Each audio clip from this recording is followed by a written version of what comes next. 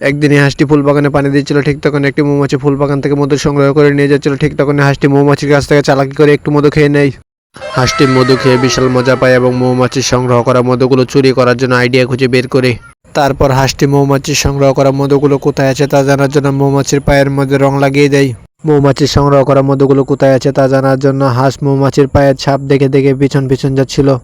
কিন্তু চালাক মৌমাছি হাঁসকে বোকা বানিয়ে কিছু দূর যাওয়ার পর উড়াল দিয়ে চলে যায়, যার কারণে হাঁস মৌমাছির সংগ্রহ করা মধুগুলো কোথায় আছে তা জানতে পারেনি। কিন্তু হাঁস হার না মেনে একটি আটা লাগানো কাগজকে সুন্দর করে ফুলের মতো করে কেটে নেয়। তারপর সে ফুলের মধ্যে সুতা সেট করে নেয় এবং যখনই মৌমাছি মধু নিতে আসে ঠিক তখনই তা মৌমাছির পায়ের মধ্যে আটকে যায়। যখনই মৌমাছি সংগ্রহ করা মধুগুলো নিয়ে তার বাসার দিকে যাচ্ছিল ঠিক তখনই হাঁস সুতা ধরে ধরে তার পিছন পিছন যায়। চালাক মৌমাছি তার সংগ্রহ করা মধুগুলো নিয়ে একটি গাছের মধ্যে উঠে এবং গাছের একটি ডালকে অর্ধেক করে কেটে নেয়। তারপর হাঁস যখনই সুতা দেখে দেখে মৌমাছির পিছন পিছন আসে এবং গাছের ডালে উঠে বসে ঠিক তখনই গাছের ডালটি ভেঙে পড়ে যায় এবং বোকা হাঁসের জীবনে 12টা বেজে যায় এবং চালাক মৌমাছিটি খুব খুশি হয়।